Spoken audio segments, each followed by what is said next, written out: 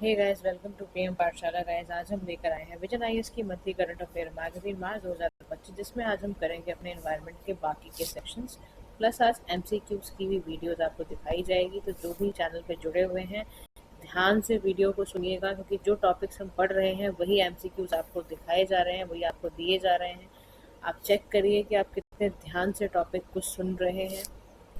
और सेकेंडली, आपका इसका पीडीएफ फाइल भी आपसे शेयर की जाएगी टेलीग्राम लिंक पर, तो उससे भी जुड़िए। चैनल के डिस्क्रिप्शन बॉक्स में जाइए, वहाँ पर टेलीग्राम का लिंक है, ज्वाइन करिए, सो दैट इम्पॉर्टेंट पीडीएफ्स वगैरह आपको मिल पाए।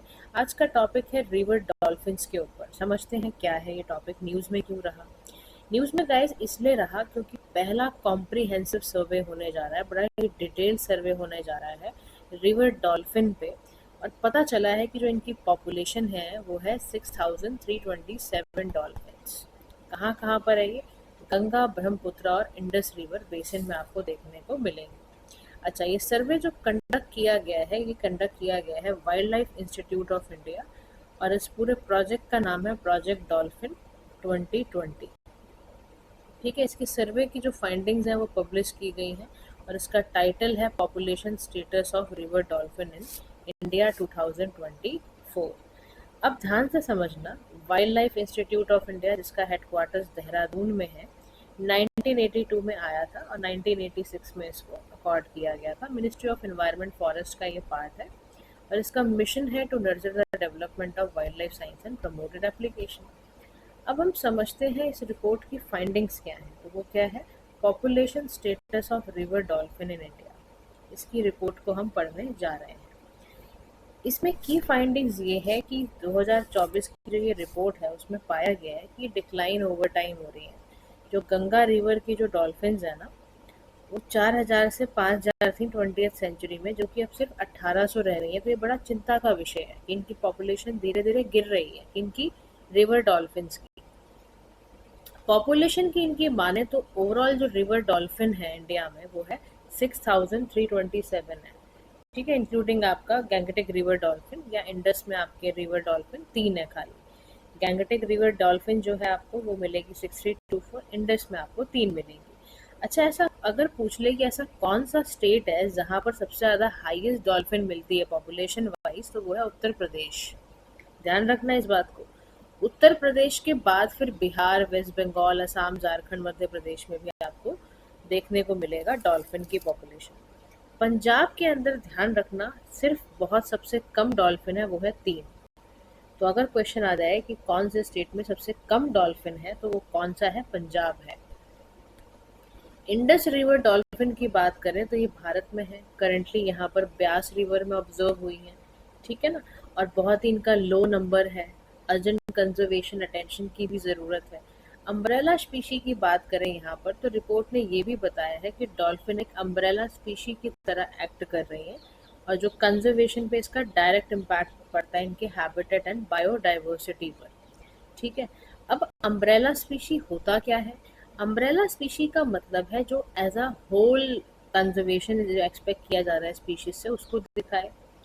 लार्ज नंबर ऑफ नेचुरली जो ऑकरिंग स्पीशी होते हैं उसको प्रोटेक्शन के लिए। ठीक है, तो अम्ब्रेला स्पीशी बेसिकली वो है स्पीशी जहाँ पे कंजर्वेशन एक्सपेक्ट किया जा रहा है, जहाँ पर उसकी प्रोटेक्शन की बात की जा रही है, कोशिश की जा रही है जो नेचुरल उसके स्पीशी के एरिया है जहाँ पर वो नेचुरली पैदा हो रही है, हैबिटेट है उसका, उसको बचाया जा सके। ऐसे में इंडिकेटर स्पीशीज भी होते हैं, जैसे प्लांट, एनिमल, बर्ड है, जो इन्वायरमेंट की कंडीशन को बताते हैं। उनके रहने से ही पता चल जाता है कि इकोसिस्टम डैमेज हो रहा है या मैनेज हो रहा है। समझ में आ रहा है? नेक्स्ट टर्म है इको लोकेशन के बारे में। इको लोकेशन क्या है? एक तरह की टेक्निक है जिसमें कि जितने भी डॉल्फिन्स हैं, एनिमल्स हैं, उसमें उनकी लोकेशन देखना, उनका साउंड देखना, और कोई पिच डार्क आ रही है उसको मूव कराना, किसी भी तरीके के ऑब्स्टेकल उन स्पीशीज को परेशान ना करें। समझ रहे हो? नॉइस को हटाना या किसी भी तरीके से उनको जहाँ पर भी कोई प्रॉब्लम एरिया लग रहा है उसको बचाने को कहते हैं इको लोकेशन। अब सवाल ये आता है कि फैक्ट्स बता रहा है गैंगटिक रिवर डॉल्फिन के बारे में। सबसे पहली बात है लोकेशन की बात करें तो मेजॉरिटी ऑफ जो गैंगेस रिवर डॉल्फिन है वो आपको गंगा में, ब्रह्मपुत्रा में, मेघना में, संगू, कर्णाफुली में, यहाँ पर आपको देखने को मिलेंगे। और जो इसकी ट्राइब्यूटरीज मिलेंगी कुछ आपको नेपाल के अंदर। अच्छा, भारत जो है वो 90% वर्ल्ड का गैंगेस रिवर डॉल्फिन का होम है। ठीक है। उसके बाद समझ में आ गया, गैंगेटिक रिवर डॉल्फिन जो है वो 90% है उसका। भारत में 90% आपको जो घर मिलेगा, 90% गैंगेटिक रिवर डॉल्फिन भारत के अंदर रहती है। कहाँ कहाँ रहती है मैंने आपको पहले ही बता दिया है, वो गंगा पे रिवर हो, ब्रह्मपुत्रा हो, मेघना, इन सभी एरियाज पे रहती है।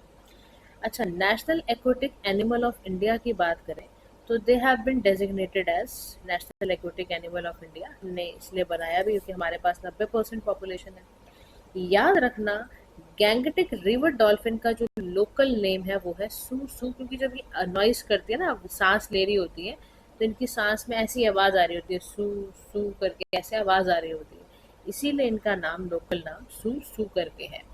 एपेक्स प्रेडेटर की बात करें तो टॉप मोस्ट जो प्रेडेटर होता है वो आपके तीनों कंट्रीज में है। Interconnected tiger of the Ganges भी इनको बोलते हैं। इसको प्रोटेक्ट करने के लिए साइट्स में भी डाला गया आईयूसीएन की, क्योंकि ये एंडेंजर्ड लिस्ट में आता है और वाइल्ड लाइफ प्रोटेक्शन एक्ट का पार्ट भी है शेड्यूल 1 में। इंडिकेटर स्पीशीज भी है ये। अगर गैंगेस डॉल्फिन किसी भी इलाके में है तो इससे पता चलता है कि वहां पर जो ओवरऑल कंडीशन है इकोसिस्टम की वो बढ़िया है। सोशलाइजेशन की बात करें तो गैंगेस रिवर जो डॉल्फिन है, मोस्ट फ्रिक्वेंटली आपको अकेले ही दिखेंगी या ज्यादातर बहुत छोटे छोटे ग्रुप्स में दिखेंगी। और वो भी छोटे ग्रुप्स में तब दिखेंगी जब कहीं पे ट्राइब्यूटरी का कॉन्फ्लुएंस हो रहा हो, जहाँ पे जैसे रिवर और उसकी जितनी भी हेल्पिंग सपोर्टिंग रिवर्स हैं वहां कहीं मिल रही हो, वहां कहीं आपको ये दिखने को मिलेंगी छोटे छोटे ग्रुप्स में। अदरवाइज ये अकेले रहना पसंद करती हैं। ठीक है। फिजिकल डिटेल्स की बात करें तो ब्लाइंड है और अपना रास्ता या प्रिय वाटर इको लोकेशन की तरह ढूंढती हैं।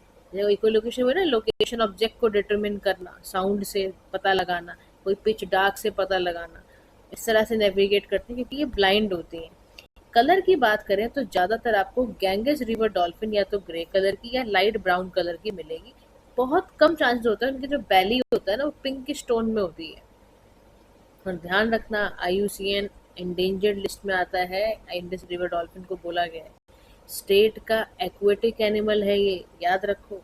इंडस रिवर डॉल्फिन पंजाब का स्टेट एक्वेटिक एनिमल है, 2019 में ही डिक्लेयर किया गया था। इंडस रिवर डॉल्फिन जो है भारत में, आपको पता होना चाहिए, वो ज्यादातर ब्राउन ग्रे कलर की मिलती है और ब्लाइंड होती है। लोकल नेम इसका बुल्हान है। किसका? इंडस रिवर डॉल्फिन को लोकल जो लोग बुलाते हैं वो बुल्हान बुलाते हैं। तो गैंगेस है, इंडस रिवर डॉल्फिन है, दो डिस्टिंक्ट स्पीशीज हैं ये। ठीक है। अब सवाल ये उठता है कि गैंगेटिक रिवर डॉल्फिन को खतरा किससे है, यानी थ्रेट किससे है। तो सबसे बड़ा खतरा है इनको फिशरीज रिलेटेड मोर्टेलिटी से या अनसस्टेनेबल फिशिंग से। तो जो बाई कैच होता है the number 1 cause of river dolphin mortality. अब क्या होता है, कई बार ना इनको इंटेंशनली मार दिया जाता है। समझ रहे हो मेरी बात को? और उसके बाद हम देखें गाइस कि ऐसे कई इनिशिएटिव्स भी लिए गए सरकार द्वारा। मतलब उसके बाद सॉरी, आपका ये वाला जो प्रॉब्लम है, एक तो अनसस्टेनेबल फिशिंग बहुत ज़्यादा होती है, बहुत ज़्यादा है, मतलब आप समझ लो कि इस कदर फिशिंग की जाती है हमारे देश में। और हमने इसके बारे में कितनी बार तो डिस्कस भी किया है। तो बाई कैच का मतलब होता है यहाँ पर अनवांटेड बेसिकली तरीके से या अदर मरीन क्रिएचर्स को आपने कमर्शियल फिशिंग नेट से ट्रैप कर लिया। अब इससे क्या होता है सोचो, इससे जो दूसरे बेचारे बाई से पता है क्या होता है, इससे ना आपका जो रीबिल्ड होना होता है ओवर फिशिंग स्टॉक्स का वो तो स्लो हो जाता है। दूसरा, वेल सी टर्टल्स पे भी रिस्क आप प्रोवाइड करते हो, उनको भी आप रिस्क में डाल देते हो। बात समझ रहे हो? फिर सेकंड कारण है manmade water infrastructure. Hydro power dam है, इरिगेशन बैरेजेस हैं, एम्बैंकमेंट है, ये सभी हैबिटेट कनेक्टिविटी को बहुत खराब करते हैं, आइसोलेट करते हैं स्मॉलर सब पॉपुलेशन को लो जेनेटिक डाइवर्सिटी में। एग्जाम्पल के तौर पर जो फरक्का बैरेज था वहाँ पे entire width of the Ganga river affect करती है मूवमेंट को इनके। समझ रहे हो? फिर वाटर क्वालिटी की बात करें तो चाहे माइनिंग है, एग्रीकल्चर है, इंडस्ट्रियल एक्टिविटी है, ये सारा का सारा क्या कर देती है, वाटर की क्वालिटी को डिग्रेड करके रख देती है। अब आप सोचो, 2 बिलियन लीटर जो है untreated human waste from 5 separate states वो गैंगस में हर दिन एंटर करता है। सोचो कितनी शर्म की बात है। ये डेटा, ऐसे ही डेटा को आपको चुरा चुरा के लिखना है अपने मेंस के आंसर्स में। समझ में आ रहा है? फिर देन ह्यूमन डिस्टर्बेंस की बात कर रहा है कि ना, हम ह्यूमन भी कम नहीं होते हैं। हम बोट ट्रैफिकिंग बढ़ा देते हैं बोटिंग के चक्कर में। ठीक है, पॉपुलेशन आपको पता है वैसी कितनी ज़्यादा है। हम ड्रेजिंग एक्टिविटीज़ कितनी करते हैं। अब ड्रेजिंग एक्टिविटीज़ का यहाँ पर गाइस मतलब है कि आप क्या करते हो, सेडिमेंट्स को हटाना, डेब्रिस को हटाना bottom of the body material के चक्कर में। आप कोई पोर्ट मेंटेनेंस कर देते हो, कैपिटल ड्रेज कर देते हो, नया इंफ्रास्ट्रक्चर बनाने लग जाते हो सी के अंदर ही। जैसे लार्ज वेसल जा रहा है, ठीक है, तो उसको नया इंफ्रास्ट्रक्चर चाहिए होगा ना, डीपन चैनल चाहिए होगा, तो उसके चक्कर में आप खराब करते हो मामला। तो इसी चक्कर में, माइनिंग के चक्कर में, ये भी एक ड्रेजिंग एक्टिविटी है। आपने सैंड निकालना चाहा, ग्रेवल निकालने चाहा, इन सभी के कारण से भी गैंगेस रिवर डॉल्फिन पे असर पड़ता है। नॉइज पॉल्यूशन भी इनको खतरनाक लगता है। डॉल्फिन का बिहेवियर उसके हैबिटेट क्वालिटी पे असर डालता है। और क्लाइमेट चेंज और नहीं छोड़ रहा। अब गाइस क्लाइमेट चेंज कैसे इफेक्ट कर रहा है, आप सोचो। इफेक्ट ऑफ क्लाइमेट चेंज ये होता है कि सॉल्ट वाटर बढ़ जाता है रिवर हैबिटेट्स में। अब डॉल्फिन बेचारी जी नहीं पाएगी। एग्जाम्पल के तौर पर जो फ्रेश वाटर डॉल्फिन है वो सुंदरबन डेल्टा से डिसअपियर हो गई, क्योंकि फ्रेश वाटर खत्म हो गया था, सैलिनिटी बढ़ गई, तो जी नहीं पाई बेचारी। समझ रहे हो, तो गैंगेटिक रिवर डॉल्फिन्स को ये प्रॉब्लम है। अब कह रहा है कि भारत ने क्या कोई ऐसे इनिशिएटिव लिए हैं जिससे गैंगेस रिवर डॉल्फिन बच पाए। तो कह रहा है बिल्कुल लिए है जी। कह रहा क्या, कह रहा हमने कॉम्प्रिहेंसिव एक्शन प्लान बनाया 2022 से लेकर 2047 तक का। क्या प्लान बनाया है, जो ministry of environment forest and climate change है वो एक प्लान लेकर आए हैं, सो दैट रिवर डॉल्फिन को वो प्रोटेक्ट कर पाए, हैबिटेट को इम्प्रूव कर पाए। ठीक है, फिर डेवलप करना वाइल्ड लाइफ हैबिटेट स्कीम्स को। तो Gangetic river dolphin has been included as one of the 22 critically endangered species में उनको ज्वाइन करा रखा है, ताकि फाइनेंशियल असिस्टेंस स्टेट्स को मिल पाए। प्रोटेक्टेड एरिया की बात की जाए तो इम्पोर्टेंट जो हैबिटेट है गैंगेटिक रिवर डॉल्फिन के, गंगा रिवर के आसपास सारे के सारे, उनको नोटिफाई किया गया है कि प्रोटेक्टेड एरिया का पार्ट है। विक्रमशिला डॉल्फिन सेंचुरी बिहार की है। चौथी चीज है चंबल रिवर कंजर्वेशन जोन है। तो सरकार ने डॉल्फिन कंजर्वेशन जोन डेजिग्नेट करा हुआ है, ताकि प्रोटेक्शन एफर्ट लेके इम्प्लीमेंट किया जा सके। 200 किलोमीटर का स्ट्रेच है मध्य प्रदेश, राजस्थान, उत्तर प्रदेश का, उसका करने के लिए। ऐसे ही नेशनल डॉल्फिन डे मनाया जाता है अवेयरनेस क्रिएट करने के लिए, और वो होता है 5 अक्टूबर को मनाया जाता है। समझ आया, 5 अक्टूबर को नेशनल डॉल्फिन डे मनाया जाता है। अगर पेपर में सवाल आ जाए कि नेशनल डॉल्फिन डे कब मनाया जाता है, तो आंसर क्या लिखोगे कि 5 अक्टूबर को नेशनल डॉल्फिन डे मनाया जाता है। गाइस ये सारी इन्फॉर्मेशन बड़े ध्यान से सुनते जाओ। फिर गाइडलाइंस क्या है स्टेट्स के लिए, स्टेट्स को बोला गया है भाई साहब, जैसे हमने इंटरनेशनल व्हेलिंग कमीशन के साथ रेगुलेट करा है ना, ऐसे ही हम अपॉइंट करने वाले हैं कमिश्नर जो डॉल्फिन व्हेलिंग को कंजर्व करेगा। और भारत का national dolphin research centre Patna Bihar में बनाया गया है, जो पूरी डिटेल स्टडी करेगा गैंगेटिक डॉल्फिन को लेकर। ऐसे ही गैंगेस रिवर डॉल्फिन का टैगिंग किया गया है 2024 में। बड़े ही सक्सेसफुल तरीके से भारत ने गैंगेस रिवर को, डॉल्फिन को, अंडर आपका प्रोजेक्ट डॉल्फिन पूरी तरह से इसको किया है। ठीक है ना, समझ में आया यहाँ तक बात, पूरी की पूरी बात क्लियर हो गई आपको। चलिए अब कंक्लूजन में यहाँ पे क्या कह रहा है, तो कंक्लूडिंग में यहाँ पर बोल रहा है कि इफेक्टिव रिवर डॉल्फिन्स होना बहुत ज़्यादा ज़रूरी है। इफेक्टिव रिवर डॉल्फिन का अगर कंजर्वेशन होगा, और उसके लिए सिर्फ सपने नहीं देखने हैं, आपको सबसे पहले अपने गैप्स को हटाना है।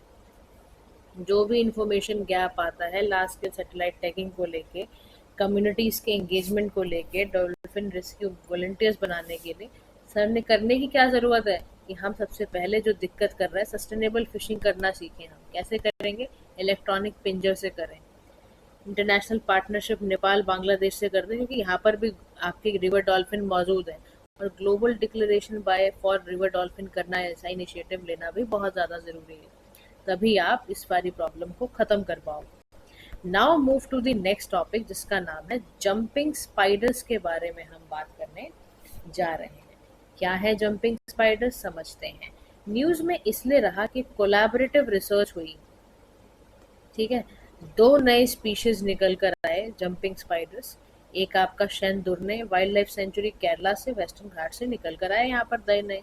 अब ये न्यू स्पीशी क्या है जंपिंग स्पाइडर्स के बारे में समझते हैं। स्पाइडर्स में क्या होता है, ये 2 जो न्यू है ये बेसिकली आपके जीनस एपिडेलेक्सिया से निकल कर आए हैं, और first time genus has been recorded from India which was earlier considered endemic to Sri Lanka, जहाँ पर पहले कभी अर्लियर बहुत ही एंडेमिक होते थे। अब जंपिंग स्पाइडर्स क्या है वर्सेस इंसेक्ट क्या होता है समझते हैं, स्पाइडर और इंसेक्ट की कहानी समझते हैं। स्पाइडर का जो क्लासिफिकेशन है वो है क्लास अर्किनिडा, और इंसेक्ट में क्लास इंसेक्टा से निकल कर आता है। बॉडी स्ट्रक्चर समझें तो दो बॉडी सेगमेंट है इसमें, 8 लेग है। इंसेक्ट के 3 बॉडी सेगमेंट होते हैं, हेड, थॉरैक्स एंड एब्डोमेन होता है, उसमें 6 लेग्स होते हैं इंसेक्ट के, ठीक है। और इसके 8 लेग होते हैं स्पाइडर्स के। की फीचर्स ये होते हैं स्पाइडर्स में कि इनमें कोई विंग्स नहीं होते, इनमें एंटीना नहीं होता, कोई मेटामॉर्फोसिज्म नहीं होता। इंसेक्ट के अंदर देखो सारी बातें होती हैं, एंटीना भी है, विंग्स भी है, और ये मेटामॉर्फोसिस भी करता है। ये दोनों ही आपके इसके अंदर जॉइंट लेग्स होते हैं, दोनों में देखो आपका दोनों चीजें भी हैं। बात समझ रहे हो? अब यहाँ पर एक शब्द गायब आया, मेटामॉर्फोसिज्म। समझो इसका मतलब क्या होता है। इसका मतलब है complete change of form. Simple word में कहें तो जो ऐसा स्पीशी जो अपने फिजिकल फॉर्म को, स्ट्रक्चर को चेंज कर लेता हो। समझ में आ रहा है? तो उसी को हम क्या कहते हैं, मेटामॉर्फोसिस, यानी बायोलॉजिकल प्रोसेस जिसमें इमेच्योर से एडल्ट फॉर्म में बनेगा। तो उसकी बॉडी में मतलब चेंजेस तो आएंगे। समझ में आ रहा है? तो वो स्पाइडर्स में नहीं होता है, लेकिन इंसेक्ट में वो होता है। अब हम नज़र घुमा के देखते हैं जंपिंग स्पाइडर्स के बारे में। ये कौन सी फैमिली से आते हैं? तो ये लार्जेस्ट फैमिली ऑफ स्पाइडर से बिलोंग करते हैं। ये वेरी कॉमन इन ट्रॉपिक्स में आपको मिलेंगे। ये northern and even Arctic region में रहते हैं। Jumping spiders can jump a distance 30 times the length of their body. सोचो इतना ज़्यादा, इसीलिए जंपिंग स्पाइडर नाम है। ये अपनी बॉडी से भी ज़्यादा 30 गुना 30 टाइम्स ये जंप मारते हैं। और लार्जर फ्रंट होता है इनका, लेग्स होते हैं, हेल्प देम ग्रैस्प करना, होल्ड करना प्री को, और बैक लेग्स को जंपिंग्स के लिए यूज करना। मोस्ट स्पाइडर्स जो आपको दिखेंगे वो दिखेंगे इनकी 6 से लेकर 8 आंखें होती हैं, बट इनका विजन बहुत पुअर होता है। एंड जंपिंग स्पाइडर्स में 8 आईज अरेंज पेयर्स में की जाती हैं। द डे हंटिंग जो जंपिंग स्पाइडर्स हैं वो आपको रेड स्पेक्ट्रम में, ग्रीन स्पेक्ट्रम में, यूवी लाइट में देखने को मिलेंगे। जंपिंग स्पाइडर्स बेसिकली एक एक्टिव प्रेडेटर्स हैं जो कि क्या खाते हैं, इंसेक्ट्स खाते हैं, स्पाइडर्स खाते हैं। जंपिंग स्पाइडर्स जो है ना, silk is also use to build pup tents भी उसमें यूज किए जाते हैं, ठीक है। अब शेंडरने वाइल्ड लाइफ सेंचुरी के बारे में क्योंकि हमने पढ़ा है तो समझते हैं कहाँ है। शेंडरने यानी कि ट्री नाम से है, जिसका नाम लोकली बोला जाता है चेकुरिंजी। एंडेमिक ट्री है, कोल्लम डिस्ट्रिक्ट केरला में मौजूद है। अगस्त्यमलाई बायोस्फीयर रिजर्व का पार्ट है। यहाँ ज्यादातर आपको tropical evergreen, semi evergreen, moist deciduous forest देखने को मिलेंगे। तो एलिफेंट है, टाइगर है, लेपर्ड है, सांबर है, ये सब देखने को मिलता है। फिर मिस्ट्रिका स्वाम्स हैं, यूनिक फ्रेश वाटर वगैरह अवेलेबल है। और शेंडरने को डिजाइन डेजिग्नेट करा गया as a international important bird area by bird life international द्वारा। नेक्स्ट हम समझते हैं मरीन हीट वेव्स के बारे में, समझते हैं कि न्यूज में क्यों रहा। वर्ल्ड ने एक्सपीरियंस किया है कि 240% इंक्रीज हुआ है। क्या बढ़ा है? इंक्रीज हुआ है। क्या इंक्रीज हुआ है? Average number of marine heat wave days in summer, ठीक है। नेशनल क्लाइमेट चेंज के द्वारा ये पब्लिश की गई है रिपोर्ट। इस स्टडी में पाया गया है कि पास्ट 2 ईयर्स में जो 23 से 24 था वो सबसे ज़्यादा वार्मेस्ट रहे हैं, बहुत गर्म रहे हैं, लैंड की दृष्टि से भी, ज़मीन की दृष्टि से भी, और ओशंस के लिए भी। तो देखा जा रहा है कि यहाँ पर क्योंकि ये सब हो इसीलिए रहा है क्योंकि हमारे नेचुरल कॉजेज हैं। एंथ्रोपोजेनिक हीटिंग यानी कि हम एसी चलाते हैं, सीएफसी से बढ़ा रहे हैं, हम बहुत सारे ऐसे काम करते हैं ना इंडस्ट्री की वजह से, बहुत सारे रीजंस हैं हमारे। तो कह रहा है ग्लोबल फिनोमिना क्या है फिर? कह रहा ग्लोबली मरीन हीट वेव सारी तरफ ग्लोबली देखने को मिल रही है। 8.8% ओशन में हाईएस्ट सी सरफेस टेम्परेचर है, 4 टाइम्स बढ़ता ही जा रहा है। और कह रहा है रिकॉर्ड ब्रेकिंग इवेंट हुए नॉर्थ अटलांटिक में, साउथ पैसिफिक में, ईस्टर्न पैसिफिक रीजन्स में। तो मरीन हीट वेव देखो होती कैसे है। ये नॉर्मल कंडीशन है कि इवेपोरेट हो रहा है, लॉन्ग रेडिएशन जा रही है, विंड चल रही है, सोलर हीटिंग मिल रही है। लेकिन जो कंडीशन नॉर्मलाइज ना हो उसमें क्या हो रहा है? इवेपोरेशन रुक रहा है, लॉन्ग वेव रेडिएशन बढ़ रही है, विंड जा तो रही है लेकिन क्लाउड कवर बहुत लो है, सोलर हीटिंग बढ़ गई है जिसकी वजह से तो वीक मिक्सिंग हो रही है किसकी? इन यहाँ पर आपको देखने को मिलेगा कि एडवेक्शन बहुत ज़्यादा बढ़ गया है। जब जब ये बात आती है ना गाइस, क्या वाली, जब जब ये बात आती है कि मरीन हीट वेव कंडीशन बनी है, तो समझो कि एडवेक्शन हो रहा है। एडवेक्शन का मतलब समझते हो कि हीट और मैटर का ट्रांसफर होना by the flow of fluid, specially horizontally atmosphere में कोई भी फ्लूइड जो है वो ट्रांसफर हो रहा है। समझ रहे हो? एग्जाम्पल के तौर पर एडवेक्शन में क्या होता है, मूवमेंट जैसे मान लो पोल्यूशन का रिवर में हो रहा है बाय द वाटर फ्लो, या हॉरिजॉन्टल ट्रांसफर है हीट का बाय विंड्स। तो ये सब मरीन हीट वेव्स में आपको देखने को मिलते हैं। अब मरीन हीट वेव्स क्या है, basically warm sustain sea surface temperature, extreme temperature है 3 से 4 degree Celsius above the average temperature रहता है, कोई फिक्स टेम्परेचर ना होना। हीट वेव्स के अनलाइक जो लैंड पे होती है कोई सेट टेम्परेचर तो है नहीं, मरीन हीट वेव में टेम्परेचर बहुत वेरी करता है। तो ओशन टेम्परेचर ज़्यादातर colder close to the poles, और नियर इक्वेटर आपको ओशन का टेम्परेचर गर्म मिलेगा। सरफेस जो आपका है वार्मर होती है समर में और कोल्डर होती है विंटर्स में। तो marine heat wave basically detect तब की जाती है जब पानी बहुत गर्म हो जाए। 90% अगर जो आप प्रीवियस मेजरमेंट से अगर वो और गर्म दिखे, समझ जाना मरीन हीट वेव हो गई है। और मरीन हीट वेव्स को वो ऐसे लिख रहा है, कई दिनों तक रह सकती है, महीनों तक रह सकती है, सालों तक रह सकती है, और ये फिनोमेना बढ़ता ही जाया है 1982 से। अब क्यों बढ़ रहा है, मरीन हीट वेव्स क्यों बढ़ रही हैं? तो उसका कारण ये है कि एटमॉस्फेरिक एंड ओशनिक प्रोसेसेस का कॉम्बिनेशन है। High pressure weather system block हो जा रहा है, क्योंकि गल्फ ऑफ अलास्का वगैरह में क्या होता है कि बहुत ज़्यादा जो ये टेली कनेक्शंस रिमोट वगैरह ट्रॉपिकल पैसिफिक के कंबाइन कर रहे हैं, तो सडन बहुत चेंजेस आ रहे हैं। एलिनो बहुत बड़ा इम्पैक्ट डाल रहा है, इसकी वजह से बहुत समय तक मरीन हीट वेव्स इवेंट रहते हैं। Sorry guys. Surface heat flux का भी एक कारण है, जो एटमॉस्फेयर से हीट निकल के आ रही है above a region of water, तो जो कोस्टल वगैरह में जा रहा है वो भी बहुत ज़्यादा हीट फ्लक्स कर रहा है। एडवेक्शन तो मैंने अभी आपको बताया ही कि जो वेस्टर्न ऑस्ट्रेलिया या टास्मान सी वगैरह है, ये यहाँ पर बहुत ज़्यादा जो वार्म वाटर है उसका जो विंड है वो हॉरिजॉन्टली जा रही है। फिर ह्यूमन भी, इंसान भी कम नहीं है। 90% से ज़्यादा एडिशनल हीट जो कॉज होता है वो ग्रीन हाउस गैसेस की वजह से है। मेन कारण देखो आप, and this is increase global mean temperature को वो कम से कम 0.9 डिग्री सेल्सियस तक इसको बढ़ा देता है। अब इम्पैक्ट क्या पड़ता है मरीन हीट वेव्स का? तो सबसे बड़ा इम्पैक्ट है बायोलॉजिकल इम्पैक्ट, यानी ग्लोबल कोरल ब्लीचिंग इवेंट हो गया, वाइटल इकोसिस्टम का लॉस होना। 85% जो कोरल्स हैं गल्फ ऑफ मन्नार के, तमिलनाडु के आसपास सारे सारे ये सारे हीट वेव्स का शिकार बने हुए हैं। वेदर पैटर्न्स इन्फ्लुएंस हो रहे हैं, सुपर चार्जिंग हो रहा है, हीट का मॉइस्चर का बढ़ना, इधर उधर जाना सी एंड एयर टेम्परेचर्स का, उससे बहुत प्रॉब्लम हो रही। 2024 में हरिकेन बैरल था, ये बहुत बड़ा हरिकेन था वहां पर, इसने बहुत कैरेबियन जो और यूनाइटेड स्टेट्स को बहुत डिवास्टेट किया था, उसके कई पार्ट्स को। तो अच्छा नहीं है ये, और इंडिया के वेदर्स के भी लिए भी बिल्कुल अच्छा नहीं है ये। इससे डीऑक्सीजनेटिंग होता है। बाल्टिक सी में देखा गया कि हीट वेव के चक्कर में सी वाटर जो स्पीशी थे उनको ऑक्सीजन की कमी हो गई। मॉनसून पे दिक्कत होती है भारत के अंदर, ड्राई रह जाता है सारा सेंट्रल इंडिया, और सदर्न पेनिनसुला में इतनी रिवर हो जाती है कि वहां पर संभालना मुश्किल हो जाता है। नदर्न बे ऑफ बंगाल में इंटेंस था हीट वेव जून 2023 में। पता है क्या हुआ उसके चक्कर में?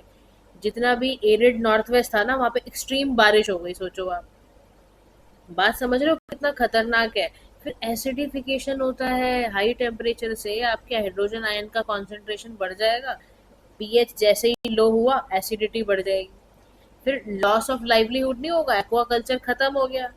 समझ रहे हो? स्कूबा डाइविंग, टूरिज्म, फिशिंग सब खत्म हो गया, क्योंकि डर लगेगा ना, इतने गर्म पानी में कौन जाएगा स्कूबा डाइविंग करने के लिए।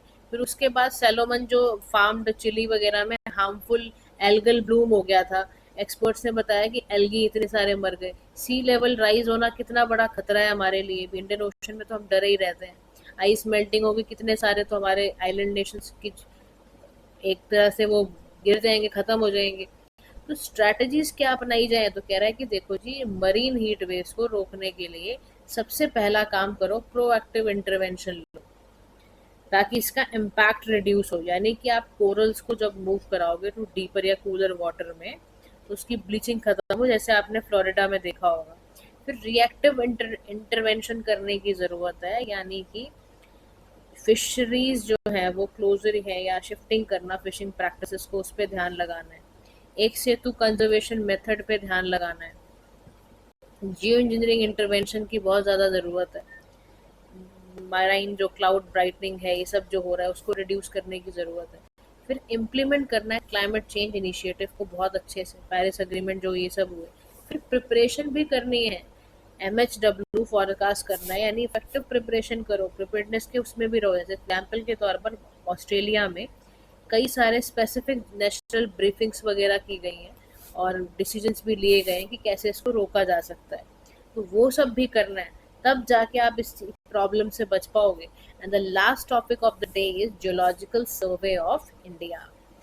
One of the oldest scientific organisation है कंट्री की, 175th फाउंडेशन डे इसका भी रहा। जियोलॉजिकल सर्वे ऑफ इंडिया का कॉन्सेप्ट जॉन मैकलैंड ने दिया था जब डेविड हिरे विलियम्स अपॉइंट हुए थे ना, तब उन्होंने ईस्ट इंडिया कंपनी में इन 46 में हुए थे, तब भी उन्होंने बनाया था। अपॉइंटमेंट जैसे ही फिर थॉमस ऑल्डम की हुई तो न्यू जियोलॉजिकल सर्वेयर 1851 आया, उससे GSI बना आपका ये। तो सेकंड ओल्डेस्ट सर्वे बॉडी है आफ्टर सर्वे ऑफ इंडिया, वो क्योंकि 1767 में आया था। तो फर्स्ट इंडिया का जो हेड था जियोलॉजिकल सर्वे ऑफ इंडिया का, वो था डॉक्टर MS कृष्णन। कौन थे डॉक्टर MS कृष्णन? उन्होंने स्टैब्लिश करा locate coal deposits for the railways. GSI evolve हुआ प्रीमियर इंस्टीट्यूशंस में, इंटरनेशनल रिकॉग्निशन भी मिला। इसके हेडक्वार्टर्स कोलकाता में है, 6 रीजनल ऑफिसेज जो इसके लखनऊ, जयपुर, हैदराबाद में हैं। उसको नोडल मिनिस्ट्री इसकी कौन सी है? मिनिस्ट्री ऑफ माइंस इसका अटैच्ड ऑफिस है। जो फंक्शंस हैं जियोलॉजिकल सर्वे ऑफ इंडिया के वो समझते हैं। इसके जो कोर फंक्शन है, इसे क्रिएट करना, रेगुलर अपडेट करना नेशनल जियो साइंटिफिक इंफॉर्मेशन को, मिनरल रिसोर्स असेसमेंट को, वो करना।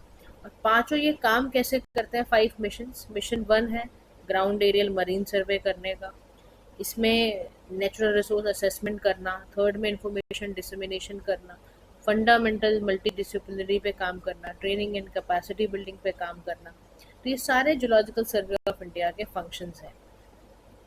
अचीवमेंट की बात की जाए जियोलॉजिकल सर्वे ऑफ इंडिया की, तो पहला अचीवमेंट है base line geo science data generation, यानी ये इंडिया का पहला जियोलॉजिकल मैप है 1877 का। तो यहीं पे इनिशिएट किया गया, डिपॉजिटरी भी आई, मेजर कई सारे सर्वे भी किए गए, नेचुरल रिसोर्स असेसमेंट भी यहाँ पर 448 मिनरल एक्सप्लोरेशन किए गए, ठीक है ना, क्रिटिकल एंड स्ट्रेटेजिक मिनरल्स का। जियो इन्फॉर्मेटिक्स की बात की जाए तो global navigation satellite system stations बनाए गए, भूकुश करके एक तरह का डेवलप करा गया। Geo science and disaster management की बात की जाए तो सिस्मिक अर्थक्वेक जियोलॉजी की बात है। 1899 में रिचर्ड डिक्सन थे, उन्होंने ये 3 तरह के सिस्मिक वेव्स को बनाया। GSI ने seismo geo real time data processing centres तैयार करे। लैंडस्लाइड हैजार्ड के लिए क्या करा गया? यहाँ पर नोडल एजेंसी डेजिग्नेट की गई, लैंडस्लिप प्रोजेक्ट को बनाया गया। अंटार्कटिक यहाँ पर जो स्टडीज की गई, कंडक्ट किया गया, और इसके साथ साथ यहाँ पर कोशिश की गई कि हम ना किसी भी तरीके से काम ये कर ले जाए कि हमारा जो GSI है इसको पूरी तरह से, चाहे जियो हेरिटेज साइट करना हो, ये सब बनाना हो, future mineral forum Saudi Arabia के साथ, तो इसने बड़े सारे ये काम जो आपका जियोलॉजिकल सर्वे ऑफ इंडिया ये करता आया है। तो ये बहुत अच्छे से, देखो तभी इतने साल हो गए और इतने सारे काम ये कर रहे हैं, इतने सारे मिशंस पे ये वर्क कर रहे हैं। तो कोई भी जियो साइंस से रिलेटेड डेटा हो, इस सब पे ये काम कर रहे हैं। तो आप समझ सकते हो कितना इंपॉर्टेंट ये पार्ट है। गाइस आज के लिए इतना ही, ठीक है। अब मैं आपको सीधा क्वेश्चंस की तरफ लेके जा रही हूँ जो आपने करने हैं क्वेश्चंस। तो क्वेश्चंस को ध्यान से देखना, ध्यान से समझते हुए क्वेश्चंस को करना, ठीक है ना। पहला क्वेश्चन जो भी आपने क्लासेस में पढ़ा है, जो बच्चे नए आए हैं, नहीं सुने हैं पार्ट्स, प्लीज उसको पार्ट जरूर देख लो, तभी आप क्वेश्चन सॉल्व कर पाओगे। तो आप देखो पहला क्वेश्चन रिलेटेड टू यार आपका प्राइमरी एडवांटेज से रिलेटेड है। फिर आपका देखो, मैं ना वीडियो को आप पॉज करते करते कर लेना, मैं पढ़ा रही हूँ क्वेश्चंस को, क्योंकि सब चीज़ें ना हमने डिस्कस ऑलरेडी कर ली हैं, तो पॉइंट नहीं बनता कि मैं लेक्चर को और टाइम बढ़ाऊँ। ये सारे क्वेश्चंस आपने करे हुए हैं, इन द सेंस कि हमने पढ़ा हुआ है, आपको बस टिक मार्क करना है, चेक करना है कि आपने चीज़ों को कितने ध्यान से सुना है। अभी we have just discuss about geological survey of India, question आया होगा, ठीक है। जस्ट डू द क्वेश्चंस, अपना चेक करो कितने मार्क्स आ रहे हैं। This is all for today. Thank you so much for listening. Do like, share and subscribe to PM Pathshala. Have a nice day to all.